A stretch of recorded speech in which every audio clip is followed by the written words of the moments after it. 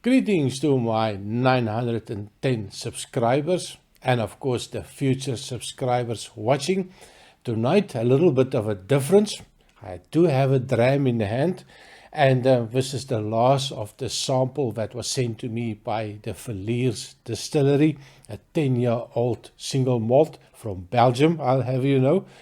Absolutely fantastic. Just look at that color of it, natural color. It is sherry monster, a big sherry monster, and I do like a sherry monster, especially come winter time, Christmas time, Christmas cake in a glass. I was also tagged in one of the videos with regards to 10 whiskies that you want, 10 dream whiskies, 10 whiskies for Christmas. So I thought it was a good idea to make a short little video on what whiskies I would like to have for Christmas. Well, maybe it's a little bit of a shopping list for my wife. Maybe also from your side you're tired of getting a Johnny Walker Red Label or some of this obscure White Horse whiskies. Maybe you would like to get something a little bit more sophisticated this year and not socks or a tie. So I'm basically making this video for my wife. Not sure if she's going to see it, but at least it will give her an indication on exactly what to buy for me for this Christmas. Now I'm going to start off, and I've got my list here. And so I took a while, last 4 days, going through all the whiskies that I really would like to try. Some of them are going to be just a bucket list, a wishful, or one of those wishes that you know the genie cannot give. And I'm going to start off no particular order. And the first thing that comes to mind, and I've been chasing this whiskey for quite some time, and stupid enough, when it was still a little bit affordable, I should have bought it. But of course, I didn't, because at that stage it was a little bit more expensive for me. And I'm talking about the Yamazaki 18-year-old. Now, that is something that you don't see often. I actually saw it the last time in the duty-free shop in Schiphol. And I think it was like 200-300 euros for the bottle. Not 100% sure, but it was quite expensive. And so I thought that there's no way that I'm paying that for an 18-year-old. Now, I looked online last night, and you can get it. It is a single malt distillery, Yamazaki. From Yamazaki, it is sherry cask, bourbon cask, and Mizunara cask, 43% ABV. And the cost, that's a problem. For 1,500 euros is the average price that you're going to pay for it now. So a little bit of a bucket list one, but definitely something that I would love to try. Even if it's just a sample, I tried everywhere to buy a sample, not really possible. People don't want to open the bottles to sell as samples. But yeah, that is one of the ones that I've been looking at quite a number of years, and I would love to try that sometime. Now, the next one is going to be quite a cheaper one. Well, I hope it's going to be cheaper. It's a Yoichi 10-year-old. Of course, it was off the shelves for many years. And they have now also started producing it again. I would love to try the 10-year-old. I do like Japanese whiskey, as you see, 2 on the list already, but I would love to try it. It was supposed to be released internationally here in November.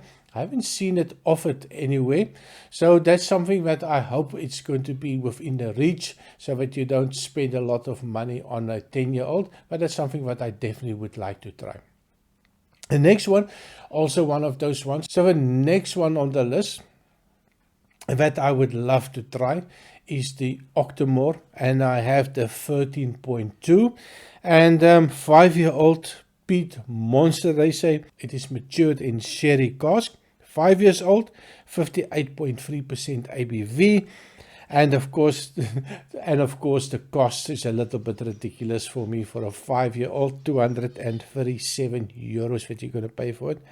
Bloody hell, that's a lot of money for a 5-year-old, but I would love to try it. I've tried one Octomore. I didn't think I was going to like it that much. But in the end, after trying it, it was absolutely fantastic. That flavors that they get out for a no age statement whiskey, absolutely fantastic. So that's something that I would definitely like to try. The next one on the list is going to be my GlenCadam 19-year-old. Now, I've tried so many GlenCadam. You can go look at all the GlenCadams that I've tried.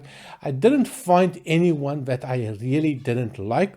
The 19-year-old, it is a single malt sherry cask, 46% ABV. So, of course, everything that you really want in a whiskey. And I do love the lightness, the sweetness, that little bit of that appley orchard perfumey note that they have. I do love it. So I would really like to try the 19 and see what the fuss is all about. I did try the 25-year-old. Absolutely fantastic. So that one definitely on my shopping list for my wife for this year. The last one of the 5, I would love to try the Bunnahabhain 12-year-old cask strength. And this one is the 2022 edition, so quite affordable still, £77 that I see online. Don't get it here in Belgium. I've looked at a couple of online stores, normal shops, couldn't find it here. So I suspect it's going to be in the 80 odd euros if you find it eventually. And it's bottled at 56.6% ABV, non-chill filtered, natural color, ticking all the boxes. Now that is my list for Christmas 2022. Expensive list and some not so expensive whiskies. But of course, if you don't put out exactly what you want for Christmas, so you might end up with socks or a tie, or maybe a whiskey that you have tasted so many times. And of course, I would not mind actually a full bottle of the Villiers 10-year-old. That is so nice. It reminds me of my mom's Christmas cake, alcohol-infused Christmas cake. So that is my list. I would also give the floor to all my friends on YouTube. What is your list? What is the whiskey that you would like to see in your stockings this year? So have a good evening, and I see you next time. Cheers.